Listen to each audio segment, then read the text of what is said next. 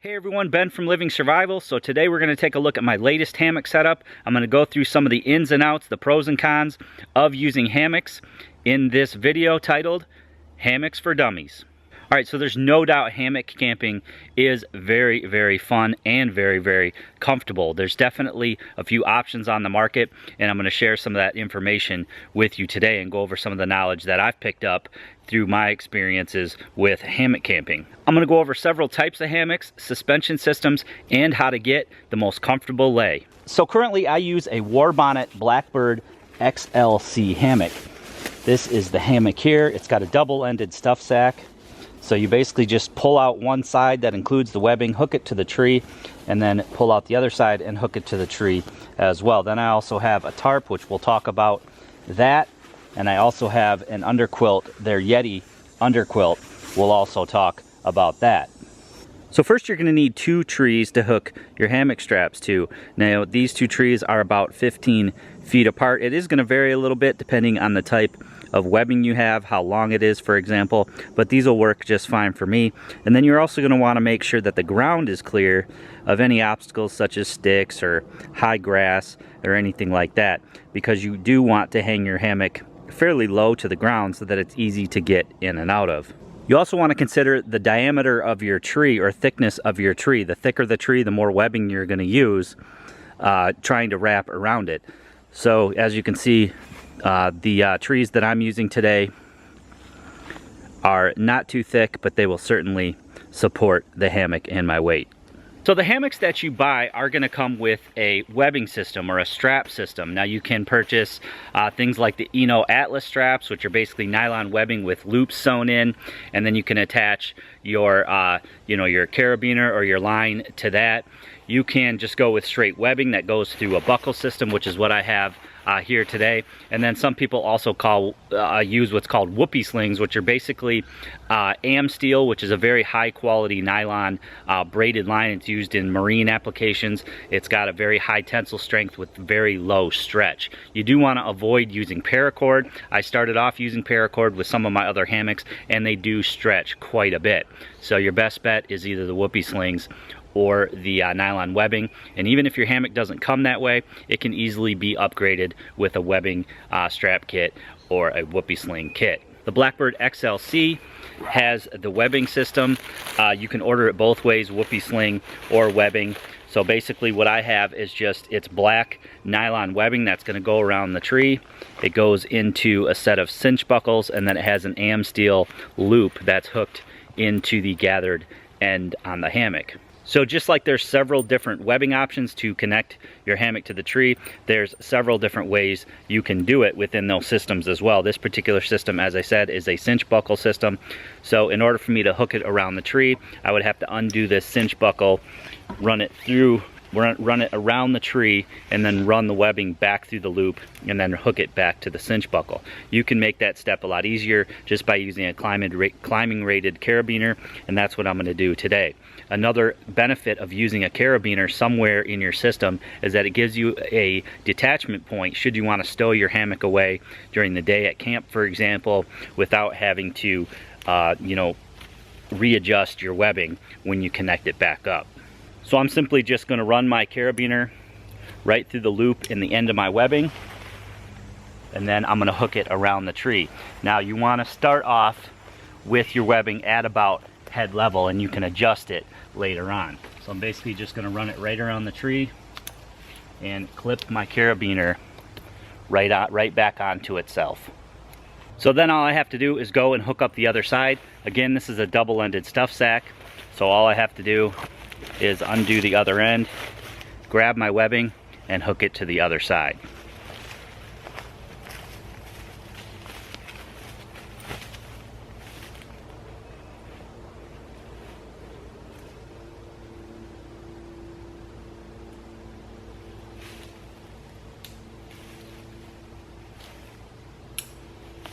Once I'm connected to both trees, I can go ahead and cinch up my webbing and raise my hammock off the ground.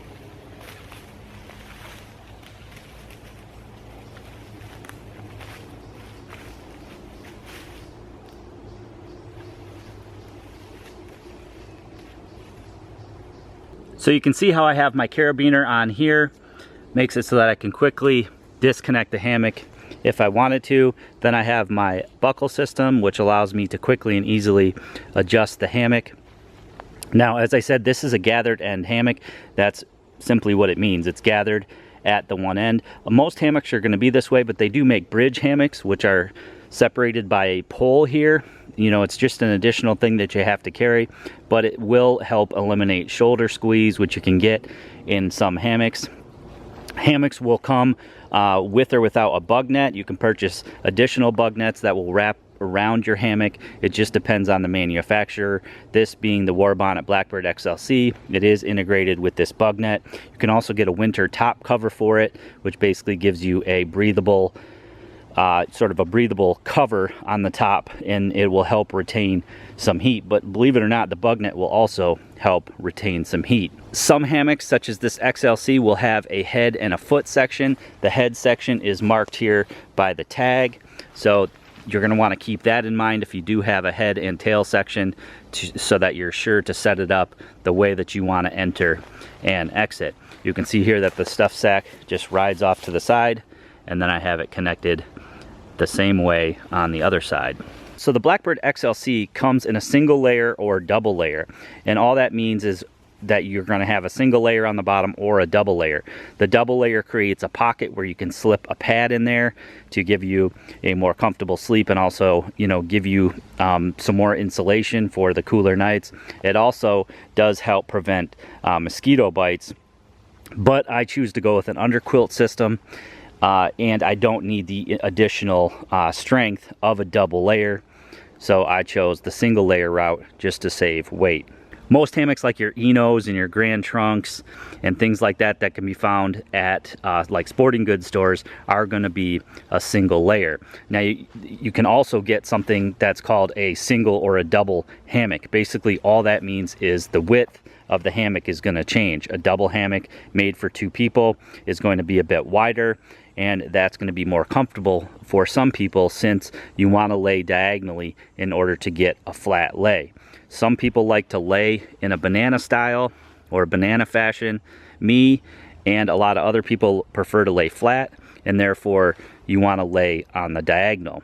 Now for me, it's not so much about getting a wider hammock. I'd rather have less width and more length. So the Blackbird XLC is actually 11 foot across. Most of the hammocks that you find in the sporting goods stores are going to be anywhere from 8 to 10 feet long, making it harder to get that diagonal lay. So people think that you have to go to a double hammock in order to achieve it, but you don't. You just want to find a hammock that's a little bit longer. Now I'm 5'10", so that applies to me. If you're shorter, then it's no big deal. If you're over 6 foot, then you're definitely going to probably want to get a longer hammock, such as an 11-foot hammock.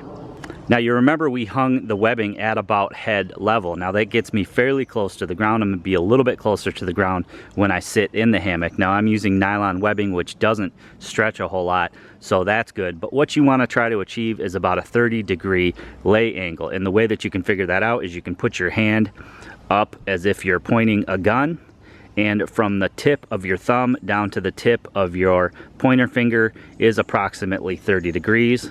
So you can see I'm pretty close there to a 30-degree hang. Again, you can adjust it after the fact, but that will get you very close and give you a very comfortable lay.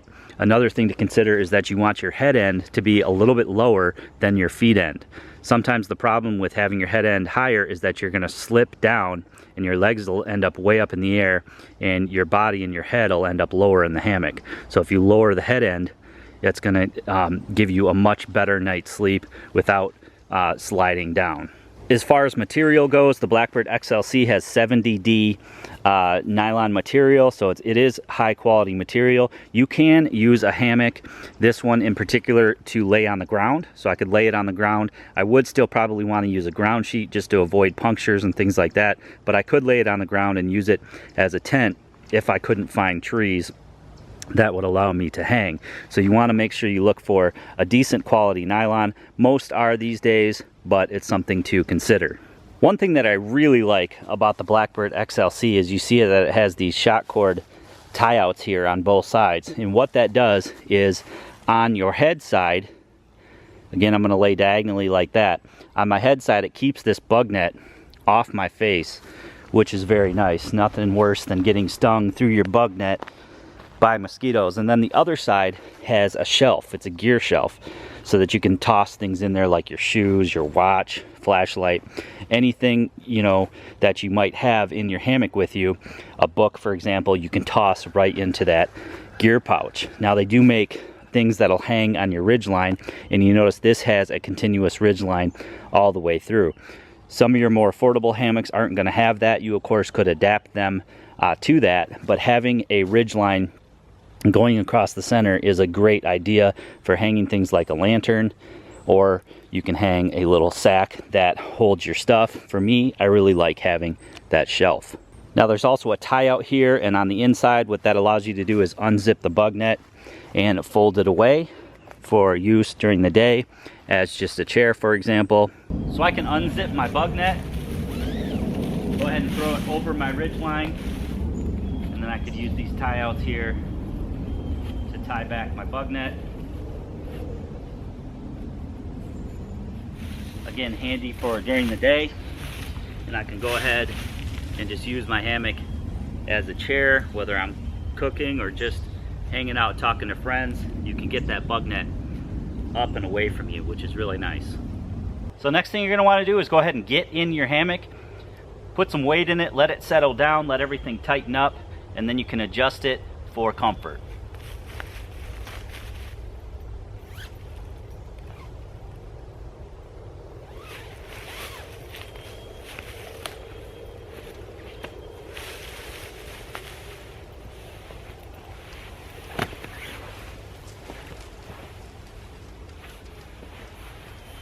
So that's pretty good right off the bat. You can see that I'm nicely enclosed in my bug net here. You do want to check your ridge line. Make sure that it is taut, but you don't want it so tight that you can't bend it at all. You really don't want it guitar string tight, but you can hang lanterns and things like that off of that, and that works really well. Now you can see that since it's a gathered end hammock, there is a calf ridge, or a place in the hammock that is tighter than the rest, about right here where my foot is. Some people don't like that when they're laying in the hammock, especially diagonally. It'll hit them right under the calves there. So what Warbonnet has done with their XLC is they've given it a foot box. And you can see right over here, there's actually some extra material on this side here, and that is for your feet. So you really don't get that ridge running down the underside of your calf. Now, you can also just take your feet and eliminate the calf ridge. No big deal. You know, you're going to move around when you sleep and things like that. But I'm very comfortable. I'm laying diagonally, which is how you want to lay. Again, the longer the hammock, the easier that is, not necessarily the wider the hammock. This hammock is, I think, 5.5 feet wide. Some of them are 6, some of them are 7. But you can see here that it's nicely covering my feet. It gives me the ability to look out. The sides aren't very high, which they can be in a double hammock. So a couple other really nice features of this hammock are the gear shelf here. So you can just pitch things over the side, and they will sit right down here in your shelf. And then up where my head is, I'll give you a different shot in a moment, but the netting is well off my face because of these two tie-outs here that hold this side out. So they've really thought it out with the Warbonnet. Now, I had a Hennessy hammock, and it was an asymmetrical hammock before, and I really enjoyed that, but I do believe the Warbonnet is more comfortable because of that foot box, and it's just a lot easier to achieve a nice flat lay in the hammock. So you can see I have a lot of room above me here. You can see that the net is well off my face. Even if I lay more diagonally, you can see it's well off my face. Some of the nets come down just like that, and it's just miserable. You are still going to hear mosquitoes and stuff flying around probably, but they're not going to be able to bite you, which is nice. And then I've got the gear shelf right there that you can quickly, easily throw things on. And then I've got my ridge line above me that I can hang things on. So another thing you'll notice in the Blackbird XLC is that I don't have a lot of shoulder squeeze. Some hammocks you'll be really squeezed in there, like the Eno hammocks that I have, the single nest hammock. It gives me a lot of shoulder squeeze. I use that hammock more for just a day, you know, out at the park, the beach, things like that hammock. But if I really want a serious camping hammock, this is the way to go. It's very comfortable. I can stretch out. I can, you know, I have lots of room. I could lay on my side if I wanted to. I could even lay on my stomach, I guess, if I wanted to. Another nice thing about having a longer hammock and not necessarily a wider hammock is that I can reach right down to the ground here so that I could grab things, you know, on a little mat that I have here. I could cook, make coffee in the morning, for example, and I don't have these really high sides to worry about. So you've got your hammock set up and your lay figured out, very comfortable. Now what are you going to do next to prevent rain from coming down on top of you? Well, you're going to need a tarp.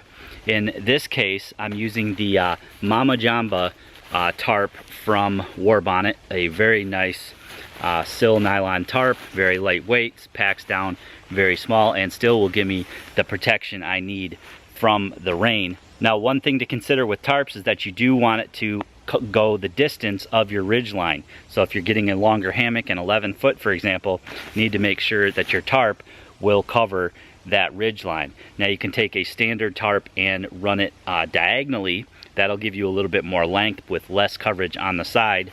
This one is basically rectangular with little cutouts, and we're going to go ahead and set this one up. So the Warbonnet Mama Jamba is a 3-season tarp. I'll probably use it in 4 seasons. It's got 4 tie-outs at each corner, reinforced stitching, 30D sill nylon, so it's very lightweight. It's got 4 panel tie-outs, 2 on each side, and then it's got loops on the 2 ends of the ridge line. Now you can see I have it configured pretty low to the ground. This is sort of storm mode. You could adjust it up and down on the tree depending on how high you want it off you, but keep in mind when you get in the hammock, you're going to sink down, whereas the tarp's not going to. Now one thing I'll mention about that, like on my Hennessy hammock, they had loops here and it would just hook onto your webbing. Now the problem with that is as your hammock went down, the tarp would go down too, and I found it would sag a lot. So I just always tie my tarp separately to the tree. That way I can tie it sort of a little bit below my webbing, and when I get in the hammock, I'll be below the tarp, but the tarp won't sag. So you can see that the Mama Jamba here is perfect for this 11-foot hammock. It's 11 by 10, and then it's got these cutouts here. It works great. Now I went ahead and I added Dyneema line. It's high-vis line, low stretch. Pretty much like the Amsteel, it doesn't stretch and works great for using for tie-outs. I'll put the links below to where I get my line and everything like that. There's 2 websites that I'll list below, in addition to obviously Warbonnet's website is Dutchware. You can get a lot of good hammock stuff from there, accessories, clips, carabiners, the line and things like that. And then hammock gear, which I'm going to be bringing you a new underquilt that I ordered. It's not quite in yet, but I will do that in a separate video. So again, some types of tarps are rectangular and some are a diamond, where it just connects with one tie out on the side. Those are great for, you know, summer use and things like that. But if you want a good all-around tarp that's going to work in the wintertime and work in a heavy downpour, something like this Mama Jamba is a great tarp to consider. Just make sure that it does cover your ridge line. As you can see here, I've got maybe about 10 inches or so from the end of my hammock to the overlap on my tarp. Same as the other side here. I've got about 10 inches or so from the end of my hammock. So I've got good coverage there and good coverage all around. Now when you've got your tarp configured low like this, getting in, you just have to basically crawl underneath the tarp here, grab your zipper, unzip yourself, and then sit right down in the hammock. Now you'll notice that as I sit down, my tarp still stays taut. Again, if you were using glove hooks to connect it to your ridge line, depending on how much stretch your ridge line has, your tarp can become, very saggy up top, and then it's not going to help shed the water. So a good tip is just to tie off your tarp individually to the trees. Now during the day, or if there's no chance of rain, you can easily just flip the tarp over on itself. Therefore it's out of the way, going to give you a little bit cooler sleep hanging out during the day, as I said. And then if a storm were to hit, you could just flip it back over and tie down those two tie outs and you'd be good to go. So we've talked about different styles of hammocks, different suspension systems. We've also talked about how to get a comfortable lay and went over several different tarps that you can use or configurations that you want to look out for. The last thing to making a hammock as comfortable as it can be is what you choose for your insulation. Now again, if you got a double layer hammock, you can throw a pad underneath there. You can also put a pad such as a closed cell foam pad in with you in the hammock. I've done that. It's not very comfortable. The pad moves around and I'm not really able to get as comfortable of a sleep as I'd like. So I started using an underquilt, and to me that is a fantastic option. Now as far as an underquilt goes, the reason why it works so well is that it hangs below the hammock and creates a trapped airspace, similar to the way a sleeping bag works. If you just lay in a sleeping bag on the ground, that lower part of the sleeping bag isn't really doing much for you because you're compressing all that insulation down. So you want to get a pad that has ridges in it or that has pockets in it, and that helps retain some of that loft in the bottom of your sleeping bag. The same goes for a hammock. If you were to just throw a sleeping bag in there and sleep on it, your underside is still going to be very cold, even in warmer nights, because you're compressing down that insulation. So you want to be able to create a trapped air pocket down there with the addition of a double layer, or in my case, an underquilt. Now this is the Yeti underquilt from Warbonnet. I purchased it. It's a, a 3/4 length, or it covers from my shoulders to about my knees in length. So it's small, it's easy to carry, and it works really well to keep my core warm. Now what I found in using this is that since I have a single layer hammock, the mosquitoes were still able to bite my legs. Now I was just using a top quilt, I wasn't using a sleeping bag. So if you go for this style, I would definitely recommend using a sleeping bag so you have that extra layer of protection for your legs. It was a really hot night, and so I just wanted to use the overquilt, and I learned my lesson there. Now with a double layer hammock, it's going to be harder for the mosquitoes to penetrate through there, so you would be okay with a double layer hammock. But since I have the single layer with only the 3/4 quilt, definitely want to have something under my legs like a pad, or as I said, use a sleeping bag. So just like the Warbonnet hammock, the Warbonnet underquilts also have a head and a foot side. The label here is what tells you it's the head side, and then you just have a piece of shot cord on the front and on the back, and you just hook it over your gathered ends and you're done. So I can go ahead here on the foot end and just hook my shot cord around the gathered end there, bring it around here to the front, and go ahead and hook it around my gathered end there. So then what you want to do is you want to place your hammock material inside the quilt. Make sure that the quilt is wrapped around both sides, and then you can further adjust it once you get in. So again, all you do here is just take your shot cord from your underquilt and just wrap it around the gathered end here, and it will stay put. Get my shoes off here.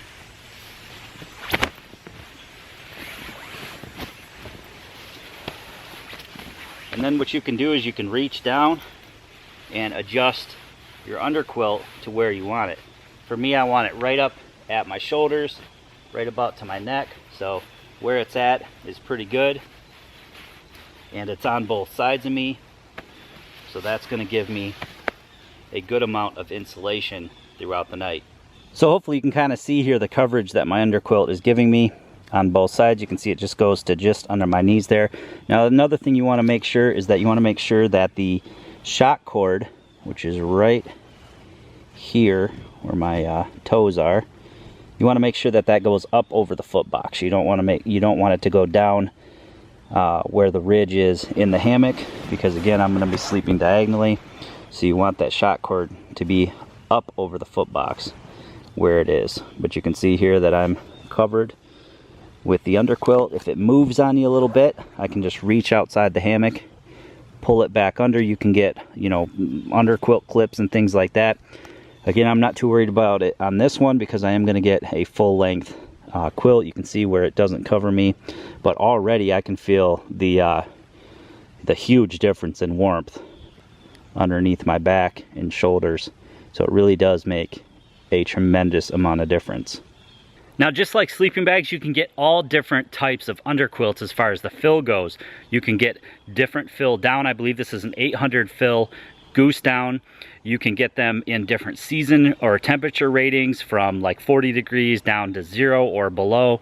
The one I ordered, I believe, is a 30 degree, and I feel that'll work great for me in the summertime and then also on into the wintertime. I really don't need a 0 degree underquilt.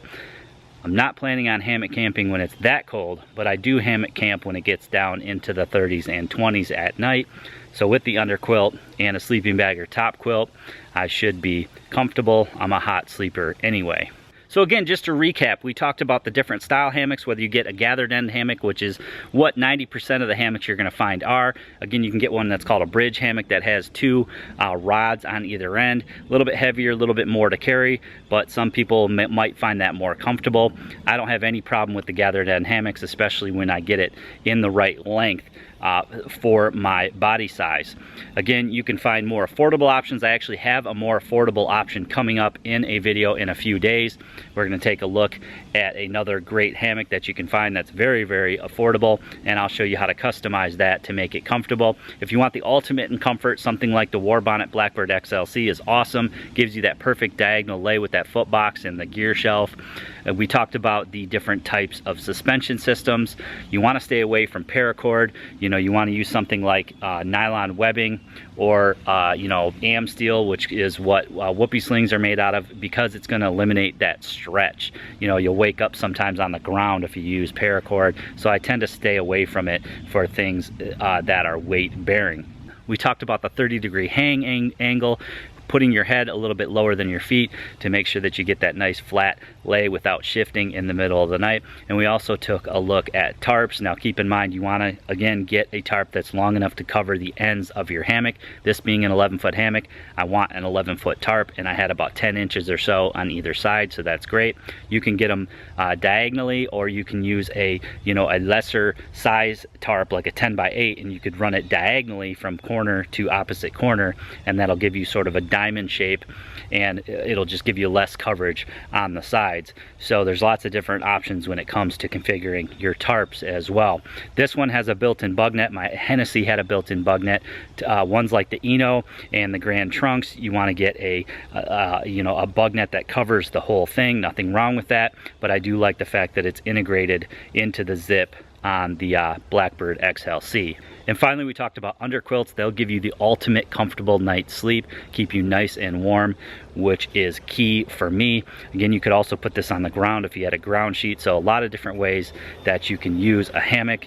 I find it's a lot more comfortable. The only drawback is if you're with your significant other or kids, for example, they'd have to have their own hammock. That to me is the only reason to go with a tent, is when I'm going to be camping with family. So I know you guys are going to be asking me, well, Ben, what's the price on all this stuff? Yes, it is expensive. A couple $100s for the hammock, couple $100s for the tarp, couple $100s for the underquilt. But if you've done it for a while and you want to be super comfortable, something you're going to use a lot, as with any other piece of gear, it's worth it in the long run. Again, I'm going to show you a more affordable option coming up in a few days, so make sure you stay tuned for that. I'm going to show you, inexpensive tarps and ways that you configure it to get almost as comfortable as of a hang as you can get in the Blackbird XLC. Again, I'm going to put all relevant links below in the description, so click show more to see that. Hope you guys enjoyed the video today. Please give it a big thumbs up for me. Leave me some comments below. I will try to respond to any questions that you might have. Please share this video to your friends and family who might be interested in hammock camping. If you haven't already done so, or don't know if you've done so, please look at that red subscribe button below and click it for more videos.